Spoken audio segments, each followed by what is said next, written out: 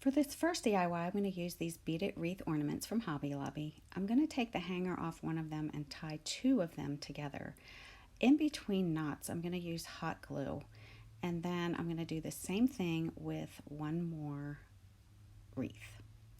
And I use white for this one because it's going to show. Once that's done, I took 3 rounds and I painted them with white chalk paint. While two of them were wet, I sprinkled some glitter on them and then set them aside. For the third one, I'm going to use one of these cute little snowman faces I got from the internet, and I chose the one in the middle. I traced around the face and then cut it out, and then I'm going to Mod Podge the face onto the round. Once I get her face on, I take some pink paint to make little cheeks. And then I'm going to use some hot glue to go around the face and add the beads to it. I do this for each one of the rounds. I add the hot glue first and then I set the beads on top. It's just easier than trying to do it the other way. So glue, beads. Y'all, I lost the footage of when I embellished her, but you can see that I just added some glittery things and shiny things. She wanted to be a diva, so that's what I did. I made her a diva. Isn't she so pretty? For the second DIY, I printed this gingerbread man out from the internet, and I found this corrugated scrapbooking paper at Hobby Lobby. It was half off at the time. I just traced around the gingerbread man and cut him out, and then I took that and traced around again on some fabric that I had. And now I'm going to just glue both of these things together because later I'm going to be stuffing him a little bit. So I do all the sides except the top of his head. Once I do that, I just start embellishing him to make him look like a gingerbread man. And I got this Rick Rack from Hobby Lobby. And I go all the way around his arms and legs, and then I put a little bow on him. I got that whole pack from Hobby Lobby.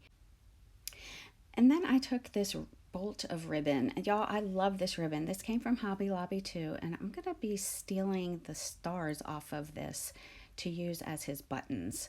So once I got those on, I thought they needed a little something. So I just went around each one of them with my paint pen just to make them pop and stand out a little better. And then I took some of these gems. I got these at Halloween time. I took 2 of them to use for his eyes. And then I took some of that same ribbon. I just cut a little piece of the red off to use for his mouth. And after this, I took some pink paint, the same pink paint, and just used my fingers to give him little rosy cheeks. And then I stuffed him with some of this polyfill. I did it very, very gently so that I didn't rip him open. Once he was stuffed, I took one of these little spoons from Hobby Lobby and painted it red, and then took that same ribbon from before, cut a couple pieces off just to embellish the spoon a little bit. I just used hot glue and wrapped it around the front and then around that again. And it looks so dang cute.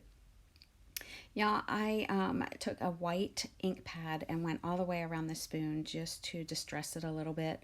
I could have used paint for this, but I just had the ink pad on hand, so I just used that. I glued the spoon to his little hand, and he's so cute. So I just flipped him over and added some jute to the backs of his hands so that I could hang him up somewhere. Y'all, you can add this to a wreath. You could put this on your tree, on the wall. But whatever you do with him, he is going to look stinking cute. I love him. And it looks like it's damaged a little bit on the right side, but that's just the angle of when I was taking the shot. For my final DIY, I'm going to use this little wood round. I got mine from Amazon, but you can use any wood round. Don't stress. I'm going to take these little buttons I found from Hobby Lobby, and they were 60% off that price. The first thing I'm going to do is cut the little shanks off of the backs of the buttons. And then I'm going to take this Jenga block and glue that right to the bottom. I changed angles on you, so that's now the bottom. And then I'm going to take a pencil and draw what I think a stable would look like. Now, y'all, I'm not an artist, as you know, but I don't think it looks half bad.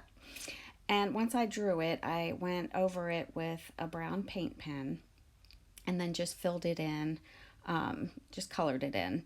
I don't think it looks half bad.